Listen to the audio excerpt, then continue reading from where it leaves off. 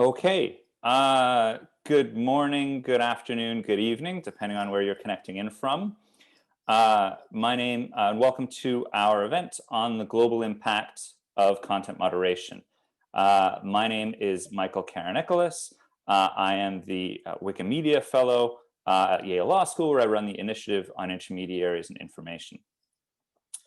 The purpose of this event is to foster a conversation about the impacts of content moderation beyond the transatlantic context, which is often the center of gravity for policy debates in this space. And the focus on challenges at home can be particularly problematic, not just because, as we all know, these are global platforms, but also because, as influential as the platforms are in a North American or an EU context, in many other parts of the world, they're vastly more dominant, and the market with regards to online speech is often far more concentrated. The fragile nature of political structures across much of the global south also means that mistakes by the platforms can be vastly more consequential. Now, the United States is a relatively healthy and stable democracy. It may not seem like that right now. But for those who've experienced an election in, say, the Philippines, you will know that things can unravel far more quickly and catastrophically there, as we have seen. So the focus on the transatlantic aspects of the issue also vastly understates the challenge that platforms face. I personally don't envy the folks who are tasked with coming up with solutions to these challenges, often where there's no easy answer, and often there's no right answer. So the purpose of this event is to consider challenges that most folks will be familiar with in the content moderation space: transparency, accountability, public reporting, intermediary liability, and push that out into a global context. And the purpose of this specific session within the broader event is to provide an initial framing of that challenge. We have an incredible group of panelists here to open things up. But before we get to that, I just have a few more housekeeping items. First, I'll note that this event builds on a series of articles that the WE Initiative has published on the global impacts of content moderation. Several of the authors of those articles are participating in this event. I would encourage you all to check out those articles if you have a moment. I'm posting a link into the chat right now. I'll also note that we will be tweeting today under the hashtag global impacts if you want to join the conversation. And I'll also note that the meeting is being recorded for upload to our YouTube page. So hopefully that's not an issue for folks. If you ask a question, you might end up on camera or as part of the video feed. So as I said, the purpose of this introductory panel is to get a better sense of the challenges as they exist. We're going to allow a good amount of time for Q&A at the end. And because of the nature of this session, uniquely in an academic context, we very much welcome comments in addition to questions. If you see aspects of the issue that have not been mentioned, if you hear the way that we're framing an issue and you think that it's failing to capture the way the challenge manifests in your own context, please do jump in the Q&A. And all of that is going to be enormously useful in framing the sessions to come. One other thing that I'll note is that for each session, including this one, we have a rapporteur who has volunteered to take notes. The purpose of these notes is to feed into a civil society meeting, which we're going to be hosting Monday at 10 a.m. Eastern time. And the purpose of that meeting will be to develop an output statement of goals, conclusions, and avenues ahead, which came out of these discussions. So if anybody would like to be part of that discussion, please do send me an email. It's not on the agenda proper because it's not open in the same way. We want that to be a civil society meeting as opposed to one that's open to the public. But please do shoot me an email if you're interested in participating Monday at 10 a.m. to discuss further about the things that were raised in these sessions. So we have an incredible panel, which I'm going to introduce now. Tomiwa Ilori is a doctoral researcher at the Center for Human Rights at the University of Pretoria. We have Eamon Tet, Tech for Peace Manager at Pandya, Myanmar Innovation Lab. Farieha Aziz is MSFS practitioner in residence at Georgetown, and she's also co-founder of Bola B, a Pakistan-based civil society organization. Zara Tashid is the Lewis Fellow for Law Teaching and lecturer on law at Harvard Law School. And Bruna Martins dos Santos is advocacy coordinator at Data Privacy Brazil Research. So as I said, a great panel, a broad panel, and I'm very much looking forward to today's discussion. I'll start by going to A, if that's all right, because I think that the story of Facebook's impact in Myanmar is probably the one that folks are most familiar with. But I'm not sure that people will fully understand or grasp the speed with which Facebook established itself in that country and the transformative impact that it had on how people communicate and get information there. So maybe just to sort of frame this discussion, could you start by providing a bit more context as to how that change happened as an introduction to this issue? Sure. Yes, I think everyone kind of learned about the Facebook story towards the middle when everything kind of fell apart. But I think it is really important to understand the broader context in which Facebook became seen as essentially the internet in Myanmar, to understand why it has such an outsized influence in the country and why it gained sort of such notoriety. And if you can hear slamming in the background, those are my cats. It's sort of Zoom time right now for them as well. But yeah, so Myanmar was essentially a military dictatorship until 2010, when the ruling military, I guess, decided to transition into a quasi-civilian government. And then in 2015, we had our first real elections, although there are problems with that and that many people were disenfranchised during those elections, and the recent ones we had in 2020 as well. But until 2010, basically nobody had the internet. When I grew up in Myanmar, my uncle sold ice. Like, people didn't have refrigerators. And so there was a huge amount of technological leaping where people went from essentially maybe owning a radio, which was also illegal under the military dictatorship, to suddenly having a smartphone.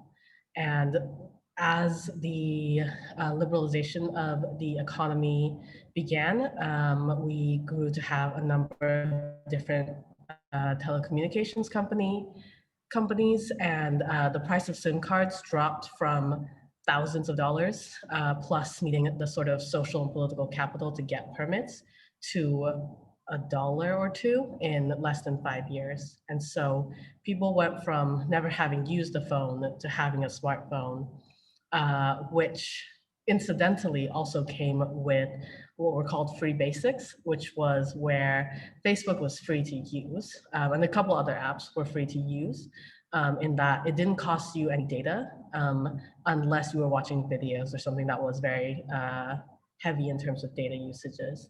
And so because Facebook came pre-installed on the phone, most of the phones were usually cheaper Chinese models or secondhand models from other countries, set in languages that people didn't speak or really were able to use. Facebook became one of the few things that was functional on their phones that they could easily learn to understand. So Facebook just became the most accessible thing on the internet for most people who were starting to use smartphones for the very first time. And simultaneously, we have these other issues with font encoding, where because Myanmar was so isolated, Facebook was one of the few places people who weren't using Unicode were able to communicate to one another. And then you also have a populace where they'd lived under government censorship their whole life. And everything they read had been censored to some level. And while people didn't necessarily trust everything that they read, because obviously they understand that it's being censored, a lot of people understood the written word, whether it's on a digital platform or on paper, as something that had been moderated to some level and couldn't be sort of like, I'm thinking about the meme where people say, like, do you really think people would do that, go on the internet and lie? New York people didn't know that. People just go on the internet and lie. And by the time, and this, we're in the 2010s now, and the way people were using social media and using the internet has gotten quite sophisticated. And so you have all these different players with different beliefs coming in to this population who were essentially had no immunity or previous exposure to what can happen online. And yeah, I think that's the context in very broad strokes. Yeah, there's a lot of wonderful aspects of that that I think we're going to circle back to in the course of the discussions. I mean, you talk about Facebook working to make its charging into the space. I know that the actual translation of things like their content policies, the accessibility levels of avenues of engagement lagged behind that, and certainly about sort of the charge into literacy. The other point that you make there that I think is also worth emphasizing very much is the relative absence of traditional media or independent traditional media when a lot of these platforms are taking off, which certainly contributes to the broader information environment and why there can be such an outsized impact.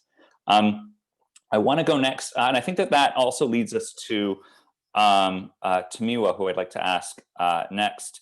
In one of the articles that you published for us in our Global Impact series, you mentioned a duality between, on the one hand, social media's role in facilitating mass protests against autocratic leaders, who in some cases have been in power for decades, and on the other hand, the increasing use of the platforms by repressive governments to smear their opponents, manipulate the public discourse, et cetera. Can you talk a bit about that tension as it's manifested across some of the African contexts that you mentioned, and the broader impact of social media on the political discourse and political expression? Thank you so much, Michael, for the introduction and also for the question. So basically, like you said, the duality is as much as twofold and also as much as attention.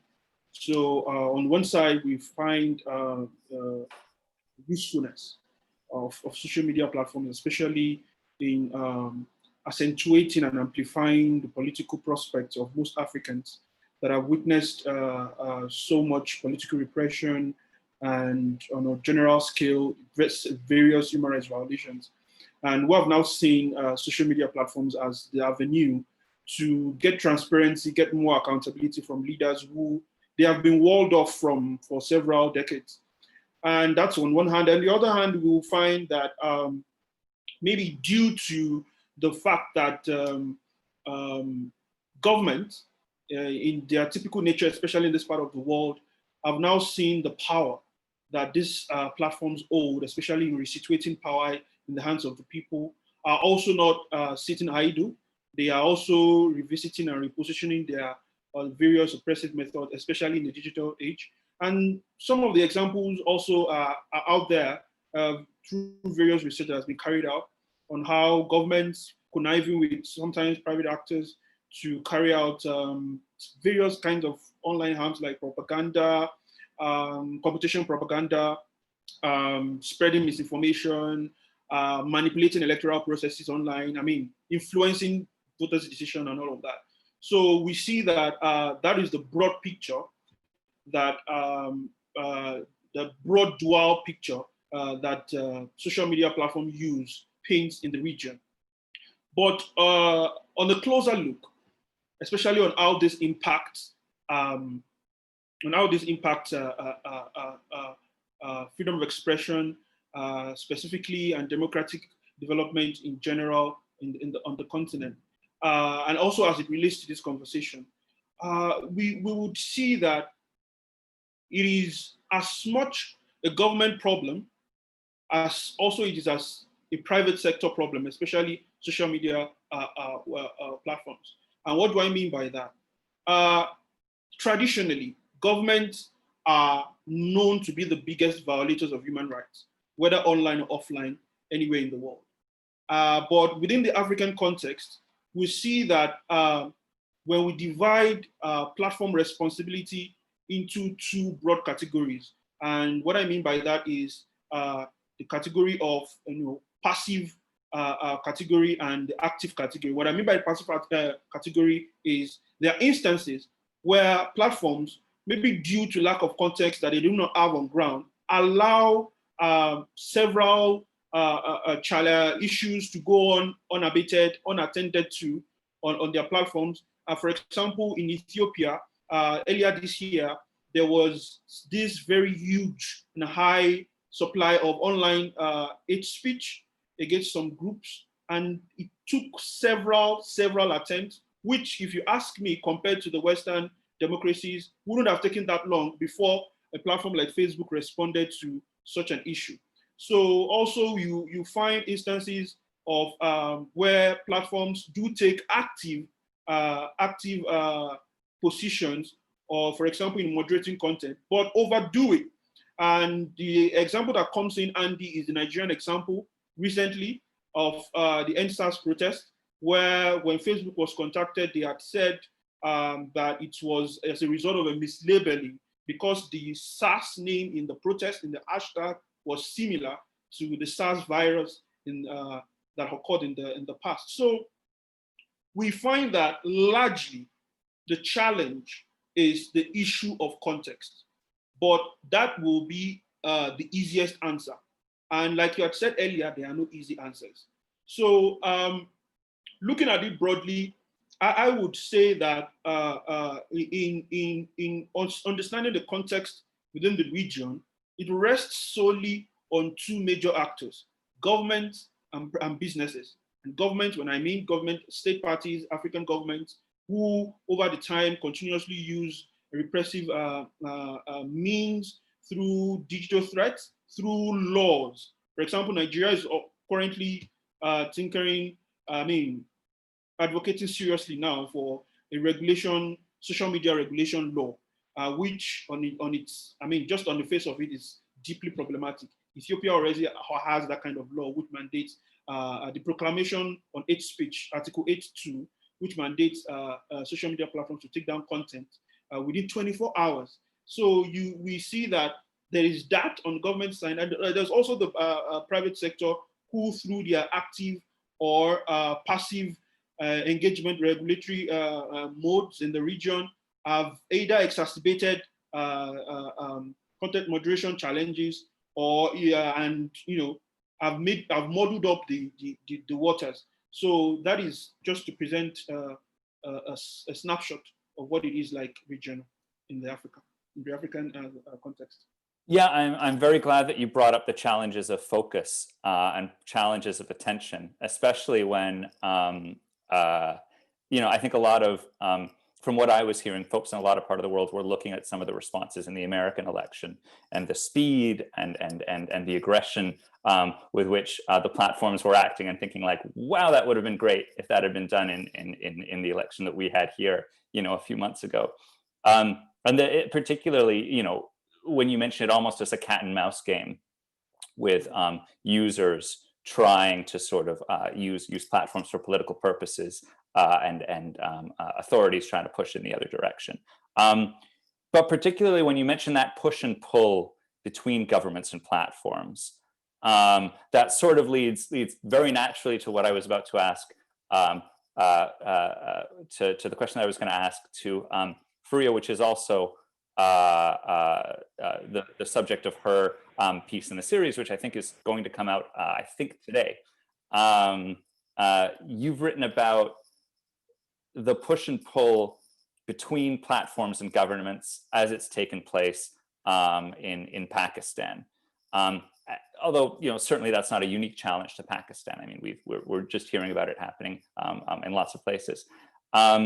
Can you give us a sense of how that dialogue and how that interplay between governments and platforms impacts the expressive space, and maybe also the challenges that civil society groups face in trying to track how these shifting norms impact users? Thanks, Michael. So yes, the push and pull between governments and corporates, right, and how the users are sort of, I would say, sandwiched in between is something that's part of a discourse here. So now, typically with Pakistan prior to 2016 did not have regulation that extended to the internet. And the cybercrime law, when it was ushered in and it was resisted in 2016, essentially gave the telecom regulator power. So what it did was copy paste from our constitution, the freedom of speech article, and in a very overbroad manner, gives the telecom authority the ability to interpret and apply its exceptions. Now, how that relates to the content moderation function is that prior to the law, but even after, what we witness is a spate of applications being blocked by the regulator, right? TikTok, Bigo, Grindr, Tinder, etc. Some of them remain blocked, others have been unblocked. And the condition for unblocking them is that if the platforms agree to moderate and their content and restrict content per the regulator's request, then they will be unblocked. Now, the other challenge is, so typically it's used as an arm twisting technique, right? YouTube was blocked for 3 years in Pakistan. From 2012 onwards, right? And what happened is at that time also, so sometimes it's about blasphemous or pornographic content. More recently, it's been about vague cultural sensitivities, etc. Now, the concerning part also is that after this law came into force, and typically we tend to distinguish between the government's regulation function and the platform's moderation function. Now we have, under the scheme of this law, rules that have been issued with regards to content blocking. And they've just actually, the revised version has surfaced 2 days ago.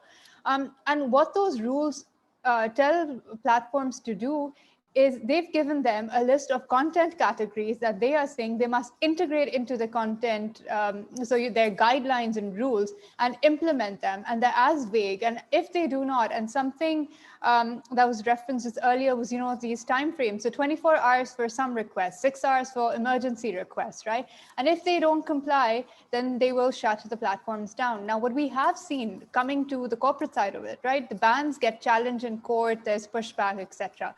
The more difficult thing for us to then do is we don't have any physical legal presence by any company as such in Pakistan, not the big tech companies that we call it, right? So it really depends on their interest in Pakistan as a jurisdiction and market and how much they want to comply or not.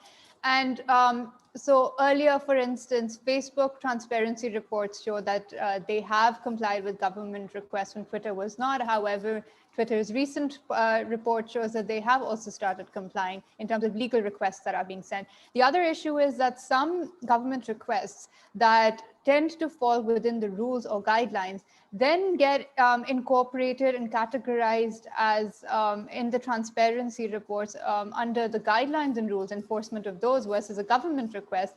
And this is problematic to us because we want to know what the regulator is monitoring, what kind of requests they're sending. And so if they're just going to be, absorbed into the regular categories under guidelines and rules, we're not going to get that information, because even when we file freedom of information requests, we don't get that information. So transparency reports are key. In fact, we need a lot more data from the transparency reports. So on where corporates are concerned, our issue is that arbitrarily or based on what they see as enforcement of local law, content gets restricted or removed in certain instances. And that too has an impact on user expression. And so on the one hand is the government restricting content. On the other hand is the company trying to make sure that its platform remains operational in Pakistan at the cost of the user, because they're going to give in a little bit just so that the regulator is satisfied to an extent. And so political expression, cultural expression is obviously suffering. And the new dimension that we're seeing now is platform manipulation. So when a direct government requests were not working. So you have these troll armies, etc. And so now rules, for example, Twitter rules are being used. So tweets by activists completely unrelated to what the issue at hand is. So let's say they're protesting about somebody's arrest. Somebody is going to go into their profile, dig up a 10-year-old tweet and report it for a privacy violation. That means that they get locked out of their account and their account gets suspended for a while they're campaigning against somebody's illegal arrest. And so these are the kinds of things that we're seeing play out in Pakistan currently as well. Yeah, thank you for that. Particularly when you talk about that last point that you mentioned around platform manipulation, I think that ties exactly, I think, into what Tamiwa was mentioning as well, about how there's a push and pull, and it's a very, very difficult position for the platform to be in. Obviously, it's challenging to capture that local context, but they're now central to the political discourse. I also want to highlight that you mentioned about transparency reporting being a backstop to or where governments aren't providing this information, right? There's a lot of opacity around how governments are using their powers in a lot of countries, and people rely on these transparency reports to provide a window into that, which is very interesting. And I think one of several instances you see where there's a governmental failure. And I think this speaks to a few different contexts. You have fundamentally a governmental failure, but the platform's involvement in the space leads to people sort of relying on the platforms to try and do what the governments should have been doing in some contexts. I want to go now to Zara. Perhaps you can introduce the role that social media companies play in facilitating online speech in Iran, and the way that accountability and jurisdictional challenges manifest in that context. Yes, thank you so much for having me and for this great and timely panel that you've put together.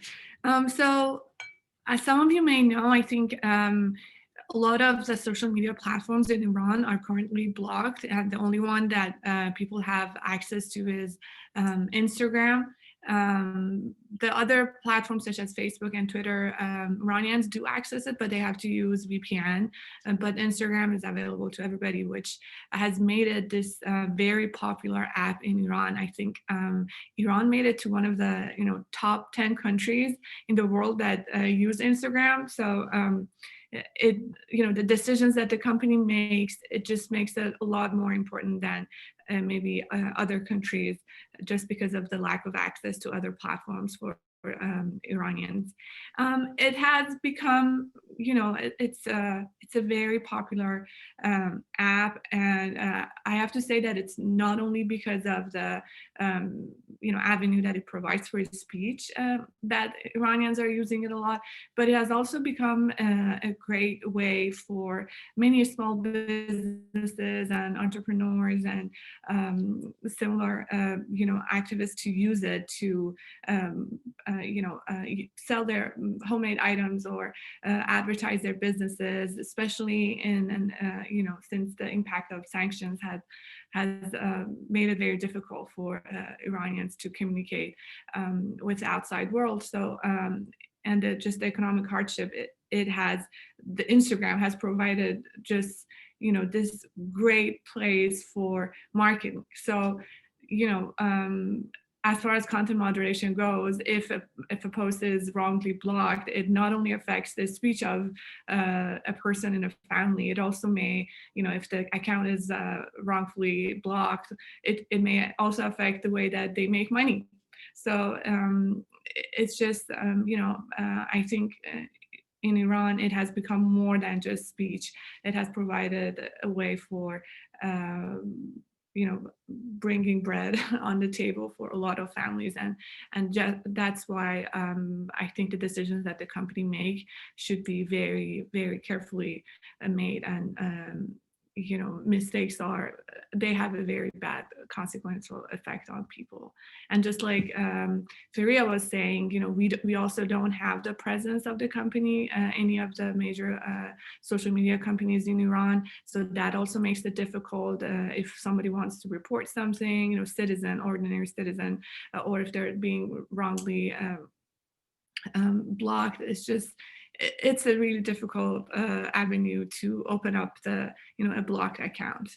I've had people, I know people whose accounts were wrongly blocked, and then it took them months. They had to either leave the social media platform and use other platforms which don't have the power that Instagram has in Iran, for it to spend a couple of months since the blocking ban is lifted from their account so they can access their account again. So yeah, I think what I want to highlight is that the content moderation is not only about the speech, but also about the way that it affects people's, salary and just the money that they're making throughout using the social media platform. Yeah, I mean, you mentioned, I think I mentioned the media concentration, or the concentration at the outset. I guess that the Iranian context is to the nth degree, where not only in most of these countries, there's no option of like, well, let's all go to Parler, let's all go to Gab or whatever. I mean, they're all dominant, but I guess that's sort of the extreme edge of that, is there really is only one space. I do want to mention, when you talk about the lack of a local presence, that also obviously ties into what we've heard from a number of the other speakers about the need for local understanding and local context. But I do want to highlight that can be a bit of a double-edged sword. So right now, Turkey recently passed a law that requires social media platforms to have a point of contact in country, to have a person in Turkey. And the reason why the platforms, I think, are rightfully pushing back on that is because they are concerned that doing so would open them up to undue amounts of pressure by the government in order to use the expressive place for political purposes. So there is certainly, I think that, we can talk about the levels of attention and the need to pay to engage and be close to folks on the ground and receptive. But when it comes to like having a human being in the country, that does cut a bit both ways. And I think that's a very difficult position for the platforms to be in. And actually that brings us very well to Bruna. We're not here specifically to talk about bad legislation or bad things that governments do, but there is an interplay between moderation challenges and the introduction of harmful laws. We heard that from Farieha. I think we heard that from Tamiwa. Brazil is currently considering a fake news law, which has been, I think, universally criticized by human rights groups. Can you talk us through what precipitated that proposal, particularly with regards to the performance of social media in Brazil in previous elections and perceived failures there? Of course. Hello, everyone. Good afternoon, and thank you very much for the invitation, Michael. Really nice to see a lot of colleagues here. Going on a little bit about this draft bill and its proposal, it's very important to mention that the Brazilian process is rather political around it all. It's something that's been going on since the presidential impeachment in 2016, and a lot of lack of trust and loss of trust around media and how some political groups have more and more moving towards social media to be able to speak more freely. And then we have this draft bill, which represents a really relevant change on the way internet regulation mindsets works here in Brazil, because we currently have a system which is called the Civil Rights Framework for the Internet, or the Marco Civil, which sets partial immunity to internet application providers. And now, and although we have this immunity, it also says that content can only be removed through court orders, and there is no space or very little space for extrajudicial notifications to platforms. So this was kind of the baseline before 2014. And Marco Civil was also back then a response to how we could avoid social media removing content and being more active in the public speech and discussions. But now there is a sense and a whole discontent around social media, its lack of efficacy, lack of transparency. And as Zara was mentioning, the less and even lesser avenues for complaining about content or denouncing it and talking with companies' representatives and so on. So we're going through this rather interesting moment in which past the 2018 electoral process, which was very influenced by the Cambridge Analytica and Facebook revelations, it also represented kind of a move for between platforms. So in Brazil, you might know that Facebook and WhatsApp are really relevant and present, but the majority of the political discussions was moved towards WhatsApp to kind of profit from this more enclosed space and also the cryptography of the platform. And then this resulted in a lot, or the majority of the political content surrounding the elections being on WhatsApp, and a lot of slander and also political criticism and so on and so forth. So this movement and the draft bill I'm talking about right now are also moved by this dissatisfaction, which comes generally from politicians who also want these social media companies and also mostly WhatsApp to be more active in terms of moderating what's there. And then we ended up with kind of a bill that's, although it's focused on disinformation and brings more transparency to automated accounts, how you would share, how you would be added to groups online or even on WhatsApp. It also ends up bringing a very punitive approach to internet users. So it aims at moderation, but it ends up bringing a punitive approach to internet users because it also sacrifices privacy and also requires for us to be identified at some point in moments of our online presence. So I guess it's more kind of around this. The political processes and the general dissatisfaction, they have moved around social media, taking us from that general moment in which everybody considered that there was this rather very present immunity to social media platforms, but now we're all requiring and more moderation and active presence from these companies. So I would leave it like that for now. All right, yeah. So can we maybe, can we maybe double back on some of this discussion of automation challenges that we've heard from a few of you? Maybe we'll start going back to Miwa, or actually, sorry. Why don't we? I'd like to, before we sort of open it up to a broader discussion of areas of improvement or areas isolating problems and finding solutions, could we maybe go back to A just for a minute?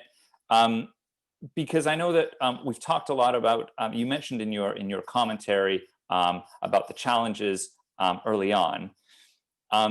Myanmar has, since the genocide, become a country of particular focus for Facebook.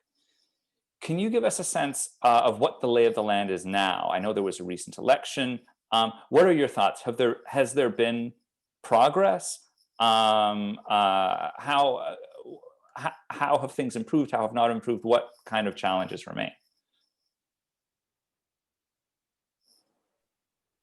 Yeah, I think it's a little bit like what we were saying earlier about in-country presence being a bit of a double-edged sword, in that because, and it's not just Facebook, right? Like Myanmar as a country became the site of intense global scrutiny in terms of what digital media does.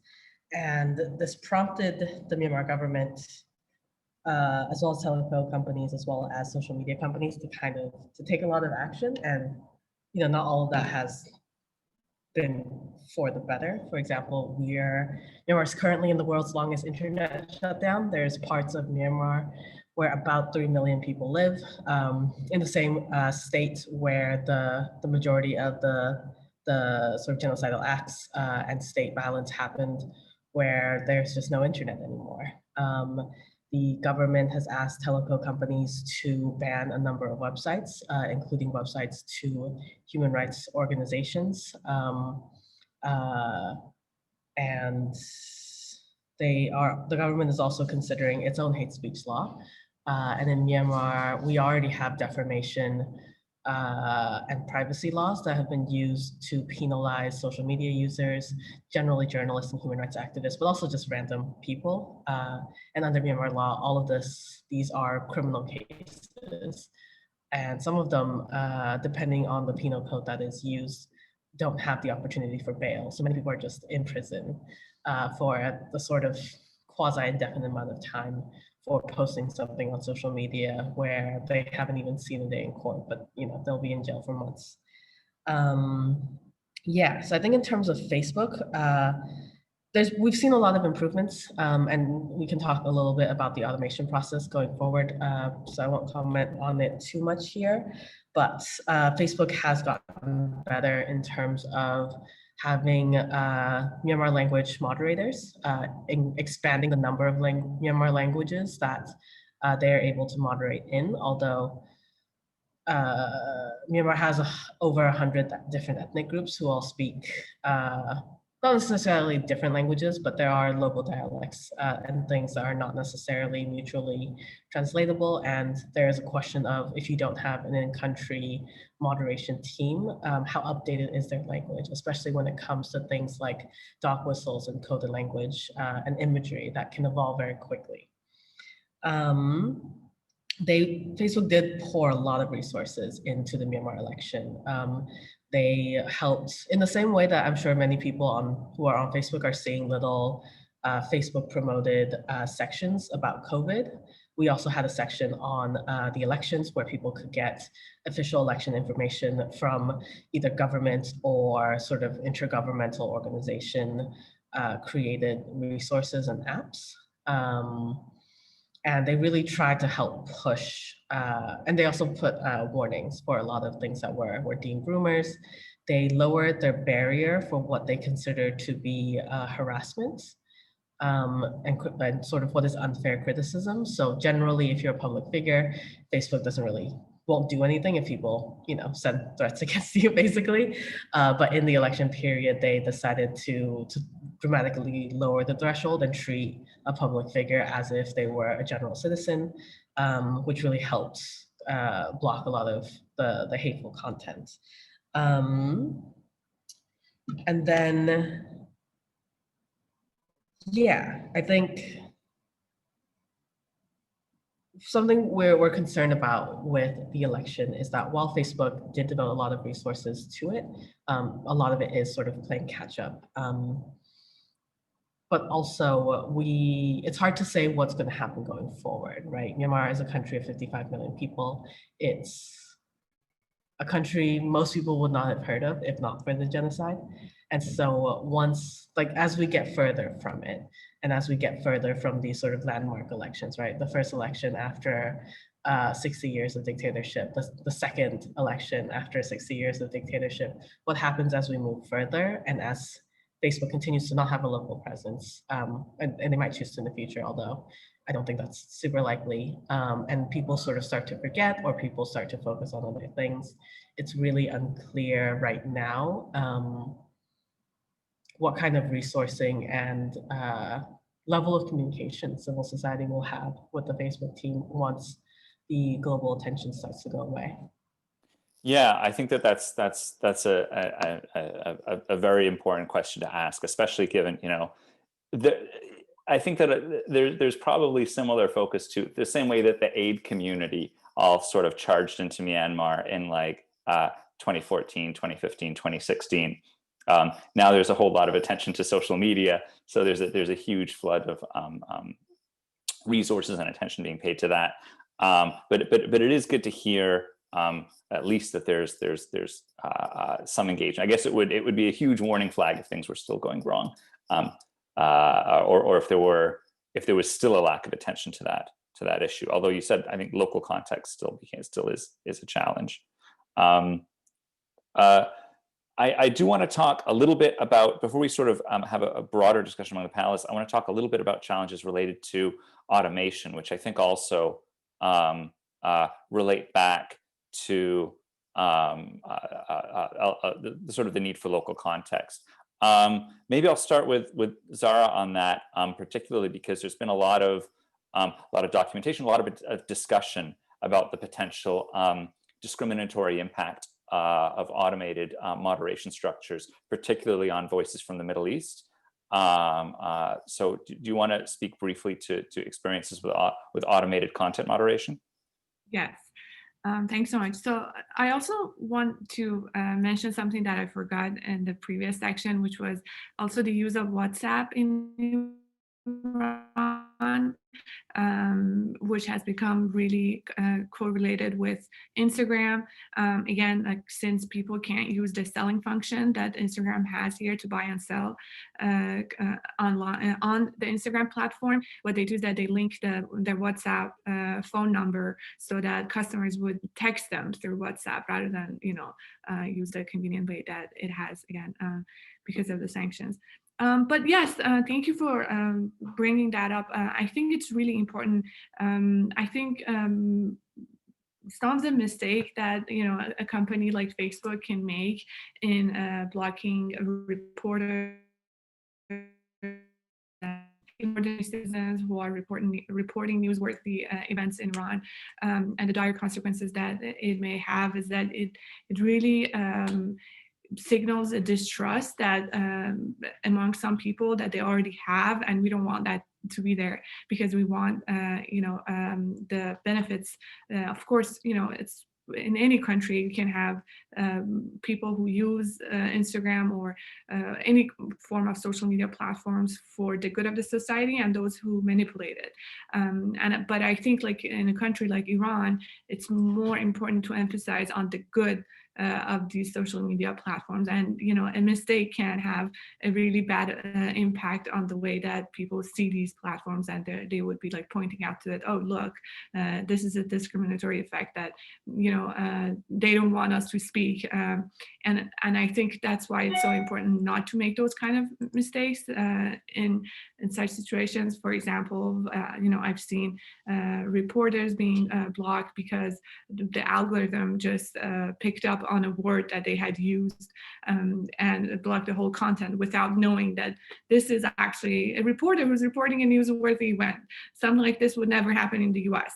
And it's odd that you would have a social media platform blocking an Iranian for speaking about something that would otherwise be completely fine, because they're just making a mistake. It's not, they don't want to do this. It's just the automation that is causing these mistakes. And on the other hand, you might have actual bad content, harmful content online that goes unchecked. So, a lot of times I see that, there are like people set up accounts that are very, disturbing.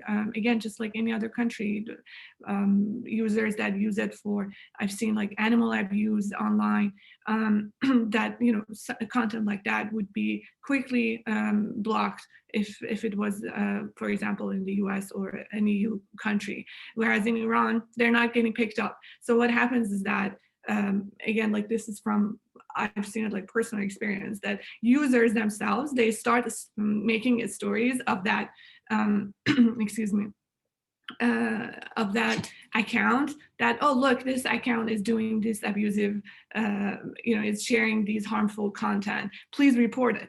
So the fact of the company not doing it itself is that the users wanting to block this content are also amplifying it. So people who would have otherwise not realized it will know that, we'll see the content, because a lot of people are trying to raise awareness, and by way of bringing a massive amount of users reporting the harmful content. So I think that's why it just becomes so important for for the algorithms to get it right. But not only algorithms, for there to be people who speak Farsi, who understand the language, who can actually differentiate between an ordinary user or a reporter who's reporting an event from someone who's actually using a platform to distribute misinformation or harmful content. Yeah, I always try and, personally, I always try and be, whenever I'm speaking in this space, I always try to be very, very careful about how I address these issues, because I know how important the work that the platforms do is, particularly in corners of the world where other avenues of popular expression can be very difficult, or other avenues aren't available. And so I always try to, I don't want to say temper my criticism, but I always try to inform my criticism by an understanding that they still provide incredibly valuable services to a lot of people who wouldn't be able to get their message out otherwise. But that also creates this enormous responsibility for them to get this stuff right because of the critical role that they play across so many societies. I think that I do want to bring us back to Tomiwa to again talk about the automation challenges. Maybe you could briefly mention the recent challenges around the End SARS campaign, which you also connected to an over-reliance on automated moderation and a lack of connection to local communities. Is that accurate? And can you talk briefly about that? Thank you, Michael. Well, in the absence of contradicting logic or argument, yes, I'd like to argue that it's super accurate. Why? Because the official statement from Facebook was that it was as a result of a mislabeling from a previous misinformation challenge they had with SARS, the virus, that picked up the hashtag #EndSARS protest. And just like Zahra had stated earlier, it's not really sometimes about just the algorithms, the automated moderation, but also it speaks volume of how platforms sometimes also regard non-US context. Because I don't think it is enough an argument to say that it was an issue of your automated system, because the conversation has always been, especially in this space, that when moderation needs to happen due to the inability of algorithms to understand context, human beings need to be in the loop. And not just human beings at Menlo Park, human beings that understand context. So and it also does not stop there. The investment in non-US context is also, even if there is, it is not projected. And even if it is projected, it is not being seen on the ground. Because in my view, if it is good enough to make money from, it should be good enough to be responsible for. Because when you look at the impact, for example, the value, the momentum that a platform like Facebook took away from the EndSARS protest when it began to label those bloody flags as misinformation, it was a downer. It was deeply unsettling, and to say that, you know, the platform later came back and tried to weaponize an apology to say, oh, it was due to our automated system. I don't think that is enough. If it were to be in more difficult situation where online errors then become offline violent instances, I mean, would we have said Facebook apology should suffice? I honestly don't think so. So I think the connection is strong, because the mislabeling, as I said, was as a result of their automated system. So I also understand that at some point, I think in March, the Facebook had come out to say that they will be having challenges with respect to regulation, online content moderation, because of staff and all of that. Those are also, they manifest deeper underlying issues. And I also don't find it completely true that because COVID happened, most Facebook moderators will have to step back and allow automated system take over. I mean, it has never been, that has always been the case. Automated systems have always been the larger means through which content moderation occur. So I honestly don't see what the difference is now when COVID happened. For me, it has always been like that. I mean, from the literature I've consulted, from people who have experienced this thing, it has always been the same. So it is, like I said, there has to be more investment in the various impacts that these issues have in non-US context.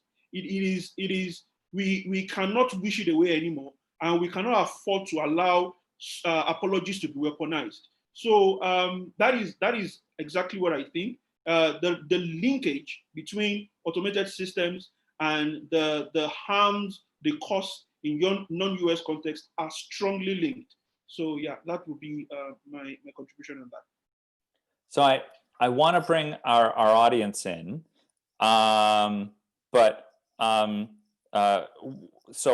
if you'd like to comment, please raise your hand, and maybe while we wait for a cue to line up, I'll just ask a sort of an open-ended question among the participants, among the panelists. We've heard a lot about different challenges. I think this has been a very useful discussion to try and scope the issues. What are some potential avenues of improvement that you might see, or ways that things need to be done better, areas of investment that you think might address the challenge? You can be broad, you can be specific. We've heard from Tamiwa about, I think we've heard from a lot of panelists, most recently Tamiwa, about the need to double down on local context and understand local content, local content and have a proper contextual understanding of debates that are taking place on the platforms.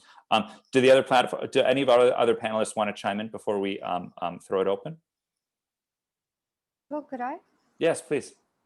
Just in terms of the local context, and as Demi said, and also Zara mentioned, right?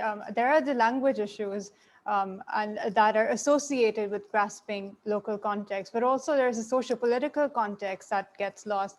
And often when, because we're in the context of this discussion, that global standards are applied to different jurisdictions. And while sometimes that's great for expression, but they don't really take into account the fact that, let's say, the First Amendment doesn't exist elsewhere in the world the same way, right? Or the fact that, you know, for instance, and this is something that we've faced in terms of real harm. We've had instances where allegations of blasphemy have been leveled against activists and academics online. And for that, in a Pakistani context, is really, somebody's got a target on their back, and we've had incidents where people have been lynched and murdered, right?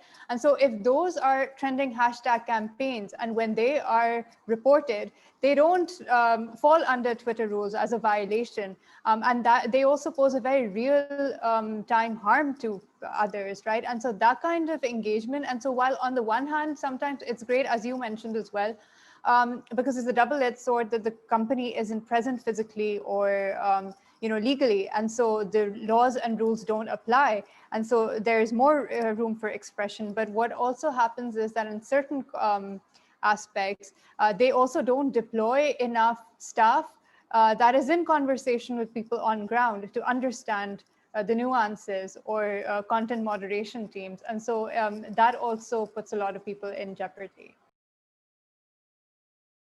Yeah, why don't we go to Bruna and then Zara, and then we'll start on the audience. Thanks.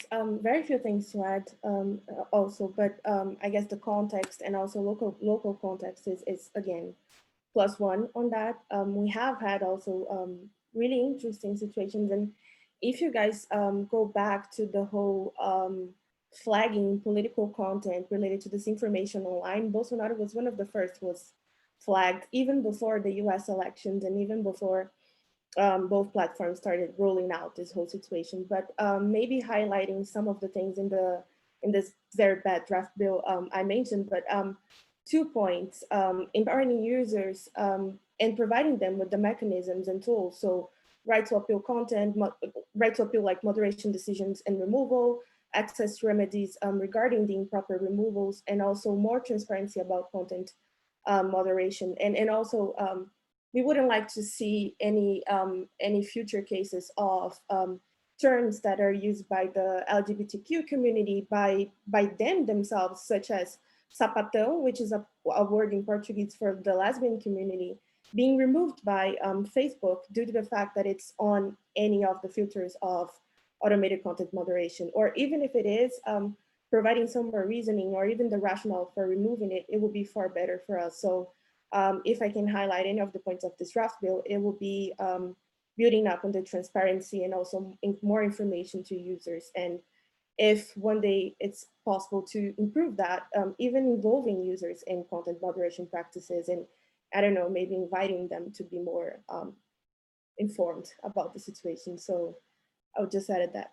Thanks. Well, our final panel of this event tomorrow at, I think it's 2:30 to 3:45 Eastern. Apologies to folks on that are a few time zones ahead that might find that one tricky. But yeah, that's going to be specifically about devolving moderation structures with the wonderful Sarah Roberts moderating that. Zara, do you want to chime in? Yes. So I want to just emphasize why this conversation is so important and why this panel is so important again. I think we don't want to have a disaster to happen to start doing something about it. So like something that in Myanmar happened, and now suddenly Facebook is pouring in money to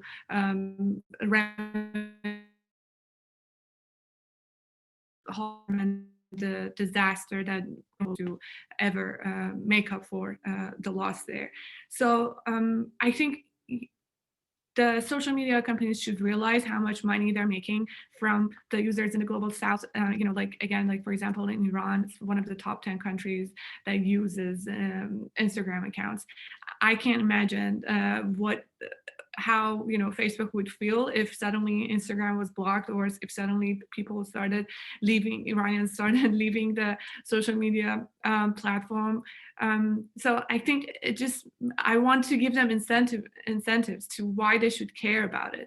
It's not that, it's not just a language that you have to probably, hire more people who can speak these languages. That money is all investment for better user engagement with your platforms. I think like just the experience in the US, it just shows how much these social media companies don't want the governments to be involved, and how much they're reluctant with having all these congressional meetings. So now that you have the chance with these other countries, why not get it right to begin with? Why not care a little bit more, so that along the line you will have more users, and also countries that trust you more than they would have otherwise. Yeah, I want to pull I completely that's a great pitch. I think I do want to pull out one thing that you said, which is the Myanmar model is not scalable. We don't want this to be like there was a huge disaster and then things get fixed. Good Lord, that can't be the way things work. So why don't we go to Michael O'Harley? Do you want to? Yeah. Yeah. Hey, everybody. So I have some firsthand experience because I currently work at Twitter. I run strategic response. I formerly worked at Facebook, where I ran their business integrity escalations team, and I used to work at Google on this topic also. I just want to give a little bit of context from the inside. And there were some comments made earlier about just getting it right first time, and it wouldn't happen in the US. As somebody who sort of focuses globally, but has spent a lot of time recently on the US, we do make mistakes every day. We're making hundreds of millions of decisions every day through humans and machines, and mistakes are going to happen.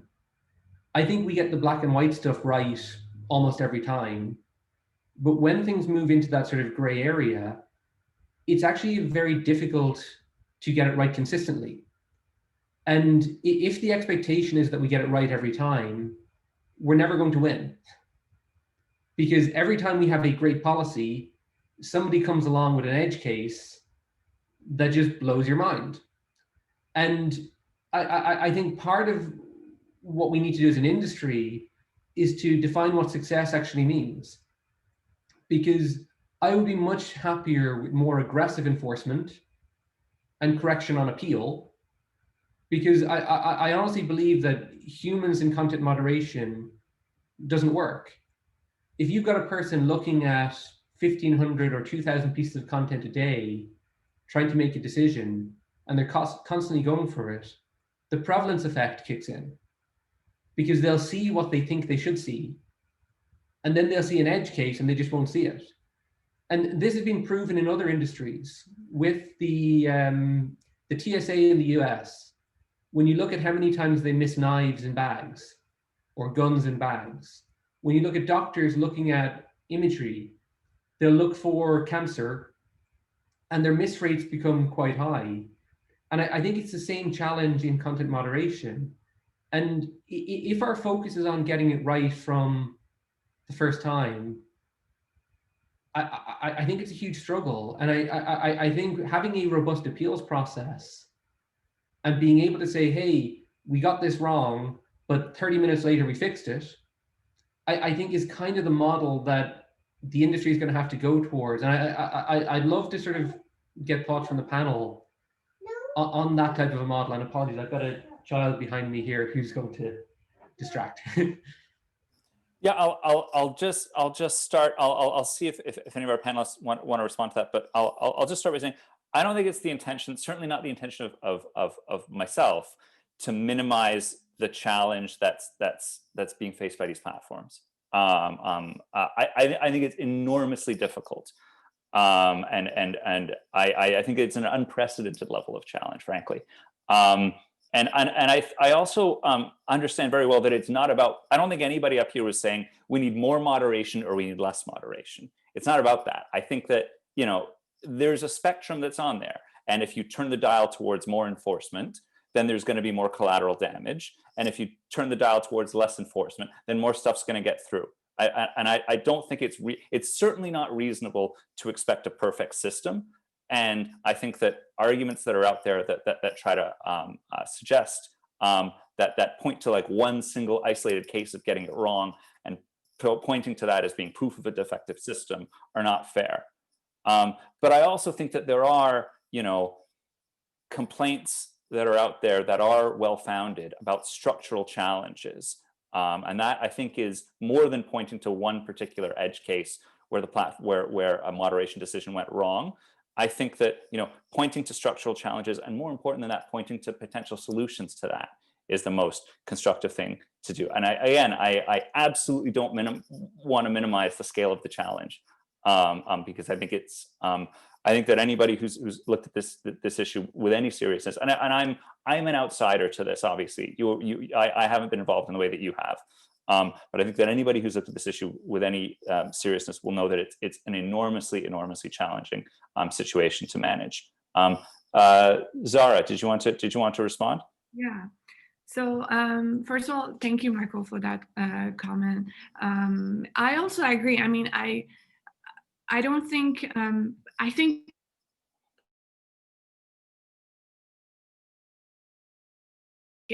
in the US, it just, you know, I'm sorry if my internet connection is a bit bad. So I'm saying that just the fact that we see so many mistakes happening in the US, it just should give you a flag, you know, a warning of, oh my God, what is happening in the rest of the world? You know, the US with so much money and so many people invested in getting it right, you have all these troubles and all these mistakes and all these harms coming out of it.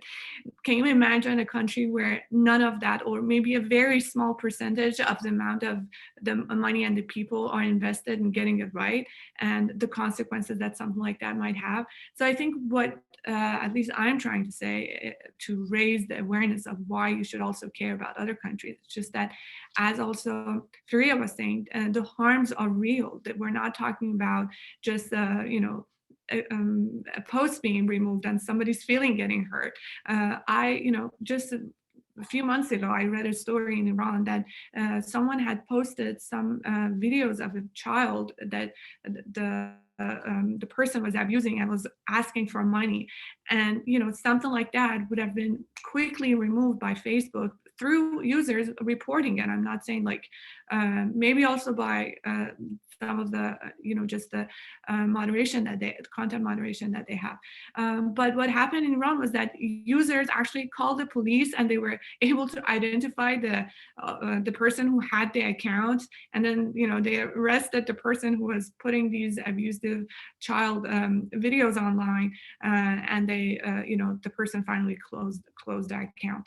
So I just think that the mistakes that are happening in the US and maybe to some extent in the EU, it just shows how much you should be afraid of the consequences that might be happening outside of the US with no money, no revenue, or at least a very small percentage of the same that we see invested here.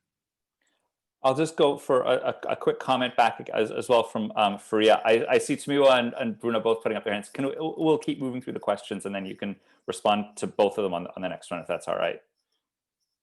So I'll try to be quick and brief. So I understand the point where, so we're not going to get things right all the time, and there, it's a learning curve constantly, and it's evolving. So long as, so in terms of the nuances, right? So at least have policy teams looking into it from a wider perspective, which also sometimes doesn't happen. The appeals point is interesting, but also in terms of what does that time frame look like? Because what I'm hearing a lot of, especially in the Pakistani context, is that when users use rules or community guidelines to make complaints, often they'll hear back saying it doesn't fall under the guidelines or rules, or it just doesn't get resolved in the time frame which it really impacts them. And what's also happening is that, especially with respect to women or journalists and certain communities who are facing a lot of abuse, there are sustained campaigns against them. They're being driven off platforms completely. They're choosing to deactivate their accounts. They're choosing to go off social media. So those kind of repercussions where the platforms are also going to lose users. They're already losing the utility that they had in terms of sharing information. And so that's something in terms of facilitating users in terms of real harms, that more investment, not just in terms of human resources or automation, but policy teams looking into the macro and micro level issues that the attention needs to be there. Why don't we go to Anupam now, who's had his hand up for a bit, and then we can. I know that panelists want to address that. They can sort of move back and forth as they if they want to address either issue. Hi guys, thank you so much, Michael. This is an amazing panel, and I'm so delighted to learn from all of you. Zara's observation about Instagram being widely popular, the kind of the one outside social media platform that is popular in Iran, raises a more general question about how these foreign platforms should or should not be engaged in countries with repressive regimes. This issue was raised with the Dragonfly project, Google in China. This was the issue 10 years ago with Google in China in the first place. And I actually was surprised that to hear about Instagram's kind of such popularity. And there's questions of U.S. sanctions compliance. There's also, so what, Zara, I mean, what's your general view of this? Should these companies, would you wish, Google to be in Iran? So as I understand it, these companies are not in Iran, typically not because of their decision, but because of the Iranian government's decision. And it's, I don't think it's even U.S. sanctions that are keeping them out, because obviously Facebook has just decided to be in. So anyway, just, complex set of questions about the presence, the role of these companies in these spaces. And, what you've raised already, which is the complications of their automated processes, et cetera, their lack of knowledge of, actions on the ground, et cetera, leading to bad decisions and content moderation. Okay, I'll just leave it at that. So I see that. I think I see that. I'll frame it a little more broadly, if that's all right, because you're framing it as specifically around abusive governments, and I think that's one angle of it. I think the other angle of it, which has come up a little bit in the chat, is the degree to which putting these kinds of information the degree to which there are contextual considerations that need to be thought through very carefully when you enter these kinds of markets, right? And about the broader impact of social media tools on the information space. So why don't we go to first Tamiwa, and then Bruna, and then A, to answer that or the earlier comment if you like, and then we'll see if other panelists want to chime in. Okay, thank you so much, Michael. I actually wanted to respond to the other Michael's question, and which I find super useful, because the way I understand it is that we should progressively learn, but at the same time, not just only do that, but also use appeal structures to buffer up whatever mistakes we think might have arisen from our errors, because we need to learn as we go along. I completely agree with that. And also my point has always been that I'm not the kind, I never find useful the kind of criticism that doesn't suggest solutions. To properly put it in context, right? It is like Zara rightly argued, the impact of an error in the United States is not the same impact in places like maybe India or the Middle East. So we cannot afford that much errors. So that is why it seems that the pressure is on overemphasizing on enforcement. However, I mean, whatever miracle platforms need to perform. But I do not think, the way I see most of the argument do not focus on platforms doing the impossible, right? If you probably follow most of the argument, it has always been that there has to be at least a human in the loop. I don't think I've ever seen any argument that says human beings must be solely responsible for content moderation, because that is practically impossible. So the argument has been, even when this moderation is done by automated system, is there a way we can creatively think through human beings being in the loop of algorithm decisions? So that is the way I understand a response to that kind of query. So not necessarily leave it totally to the machines, but also don't necessarily leave it to the human beings, because that's not practically possible, but find a nuance that would properly cater to context. And like you said, I mean, we can continue to learn, continue to focus on the process that comes from that learning, but at the same time, actively work towards not allowing one big error to happen before we now get into action. Thank you. Bruna, do you want to go next?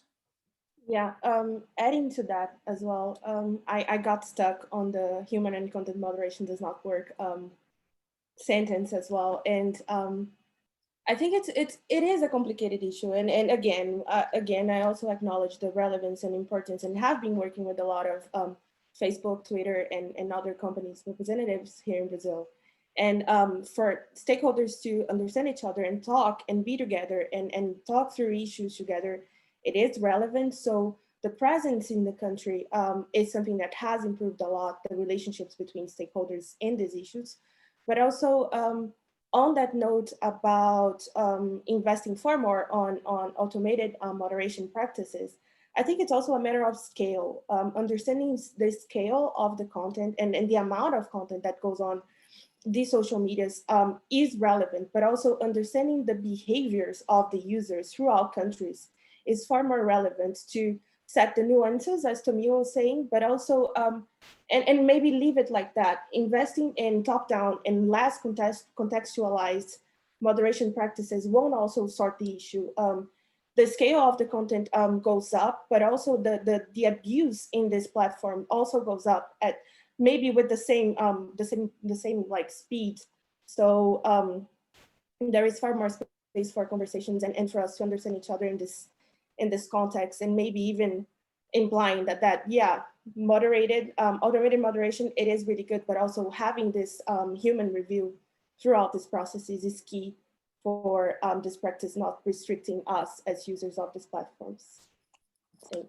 There's also been a really great point made in the chat by Jyoti. Hi, Jyoti, by the way. Where I think the elephant in the room for a lot of this stuff is also about the financial interests that come in different markets, and the way that that does impact decision making. Because fundamentally, I mean, you know, I think that it's I know that there is some tension there between economic and commercial interests on one side, and not only investment drives on the other, or the cost of doing a lot of this stuff, right? For another, where there's always going to have to be a balance, right? You're not going to have unlimited resources that you're going to throw at the problem, at these issues. But also, you know, there are specific financial and economic interests that come to play from market to market, and that a lot of commenters have pointed out can impact decision making in different ways.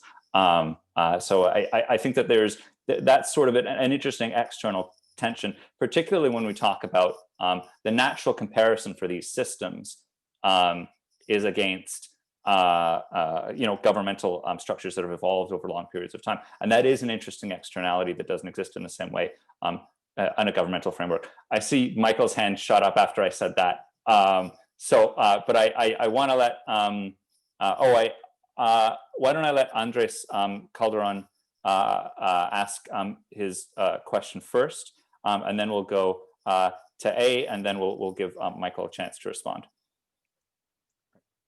Thank you, Michael, and thank you all the panelists. This has been a very great conversation. I have a question for Bruna, but maybe some other panelists want to chime in. I was wondering whether the Marco Civil in Brazil, that unlike the US Section 230, does not grant a broad immunity for intermediaries, whether that specific law has triggered an overload of lawsuits involving or against social media or digital platforms in a wide range, and how do the courts have reacted to those lawsuits, if that has been the effect of the lack of an immunity such as the one that exists in the US. So we'll go. A has told me that she had something to say like for a while now, so I'll let her respond quickly, and then we'll go to Bruna, and then back to Michael. Sorry, I can't answer your question, Andres. But yeah, I think I want to try to answer the previous two questions with an example of what happens during the Myanmar election, where the EU, as well as a number of other donors, worked with the Myanmar Election Commission in order to create a voter education app. And in one way, it's really great, right? We're leveraging technology to help people be more active participants in the election. But we encountered problems because the information about individual candidates that were put on the website were drawn from their national ID cards, which included information about their race and religion. And in addition to that, they also included the race and religion of the candidates' parents. And this caused an issue, largely on Facebook, but also in other social media networks, where candidates were using their profile on this app to show that they were pure-blooded, their words, and to show that these other people are these, you know, somehow dirtier, somehow less trustworthy, somehow less Myanmar, and largely targeting ethnic and religious minorities. And, you know, I think here we see a way in which new technologies and digital media are not the cause of the issue, right? Like, I really hate when people say Facebook caused the genocide in Myanmar. Like, Facebook may have amplified the violence, they may have amplified the tensions, and maybe like quickened the way in which the violent actors were communicating with one another. But these beliefs, a lot of these feelings, a lot of these tensions pre-existed it. And I think that's also true for Twitter and other apps. And part of the problem there is that we were assuming universal, a sort of imaginary universal user where we roll out these global products, and that simply doesn't work, right? Maybe in another country, maybe in the US or in Germany, if you put a candidate's ID card information online, that's really amazing for transparency. Maybe you can look them up in their local databases, in public records, and you can see what they voted on, if they've committed crimes when they were younger, things like that. But in Myanmar, in the context where the government collects information about race and religion specifically to be discriminatory, that same framework no longer works.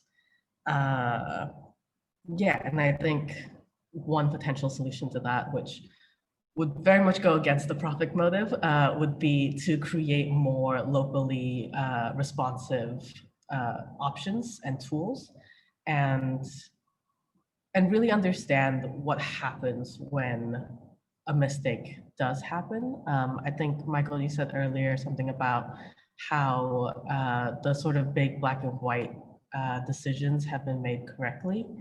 And I think while that's probably true, we had an instance in Myanmar where Facebook was updating something with the backend. I don't know the coding end of things, but Facebook was updating something, and it essentially prevented anyone who spoke a specific minority language in Myanmar from uploading for hours. And this is a group of people who have in the past taken up arms against the Myanmar government. There's a lot of distress in this area. People have bombs. And this is a glitch in the system, but people could have died.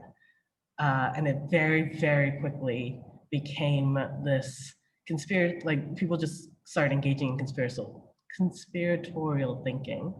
And yeah, this wasn't a moral decision, right? This was updating something, and it could still have caused a lot of really big problems. And I think that level of local contextual knowledge is something that we need to be aware of on the sort of the tech end, to make sure that something that might not have been an issue in the US, right? Like if for some reason for a couple hours, I don't know, if in the US, for example, like a language was not available to be online for a couple hours, people might not have taken up arms, but in the Myanmar case, that it happened.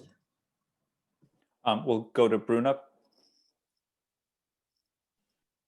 Yeah, going back to the Marco Civil, the case was that the law, it builds up on the immunity parts and provisions from Section 230, and we we have a full immunity to connection providers and half immunity or partial immunity to application providers who can be held liable if they fail to comply with a court order demanding the removal of the content. So Marco Civil only has 6 years. It's been approved in 2014, and the data we have around it is rather incipient still, because although it might have resulted in the case of more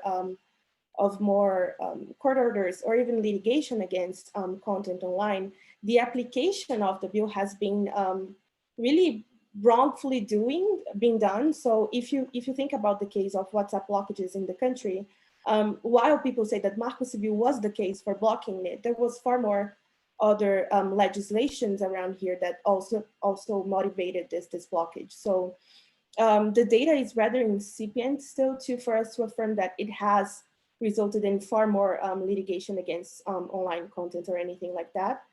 But Brazil also happens to be a place in which going to the justice system tends to be very cheap. So it is very easy and common for us to see things and litigation against slander or anything against the honor of people or anything related to public speech. So although the data might be incipient, it might be also the case. And lastly, because we did a really good job in involving all stakeholders on the discussion of the Marco Civil, but the debate with the judicial system was really poor in terms of explaining to judges what they would be doing with the Marco Civil or how they should be applying it. So it's still a question to be answered in the future, maybe.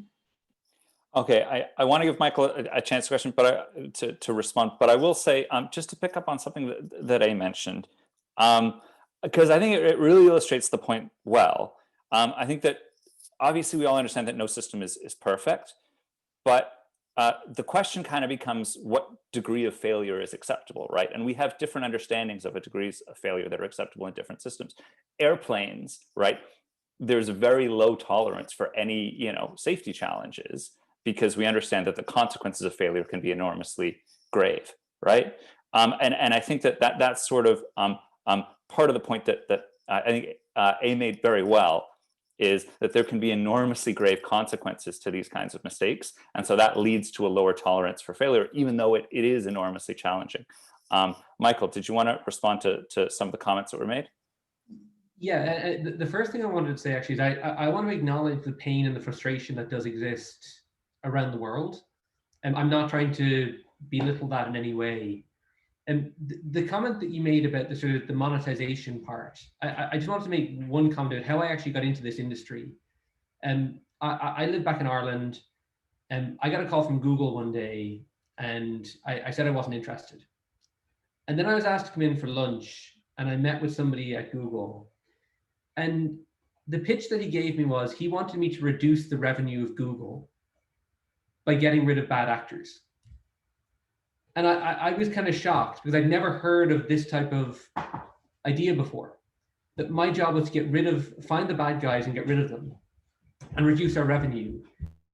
And I was really intrigued. And we were completely separated from the sales organization and the revenue part.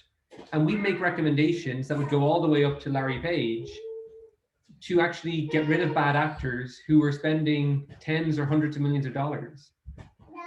At Facebook, I believe they spend $3 to $4 billion a year on content moderation.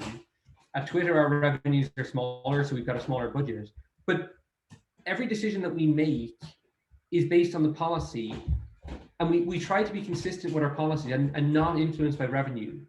And I haven't had any, I've never in my career in tech have had somebody push me for a revenue decision over a policy decision or doing the right thing.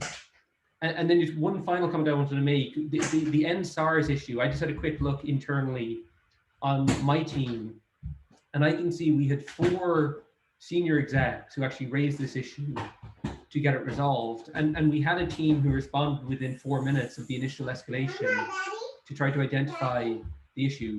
We're not perfect, but the efforts in the system that we're building are designed around doing the right thing. And from what I've seen, it's revenue agnostic or revenue negative would be my intent. Yeah, that's very much appreciated, and I think that there is a strong realization that I think in the moderation space, certainly we're my impression as somebody who's an outsider looking at these companies, I think that there has been a lot more of a broader realization and a broader understanding over the past few years. And I think that certainly things are very far ahead of where they were a few years ago. But I think that certainly there are, as we've seen from discussions here, still frustrations around, particularly around challenges related to accountability, related to transparency. And I think a lot of those go beyond the individual instance of getting one thing wrong or one thing right, or even sort of challenges in a particular zone of getting particular kinds of decisions right. And it goes to building more accountable structures, building structures that are transparent and provide a robust access to information for the people that are relying on them and for the people that are monitoring them. And that, more than anything else, is the purpose of the discussions that we're going to be facilitating here both today and tomorrow, is to talk about, not just scoping all of these problems and talking about things that are going wrong, but also trying to engage on discussions of potential avenues of improvement or avenues of ahead, particularly on the transparency and accountability side. I welcome you all to these discussions. There was a lot of signups from folks in the tech sector, which was great to see. We're a few minutes over time now, so I'm going to call it. I'm sorry, Kyoko, that we weren't able to get to you, if that's all right. But I would invite everybody to join us back again at 1 p.m. Eastern for our next session, which is going to be about transparency and public reporting.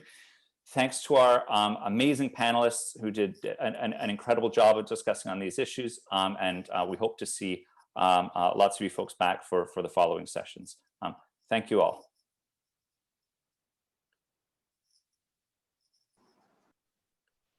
Thank you. Bye.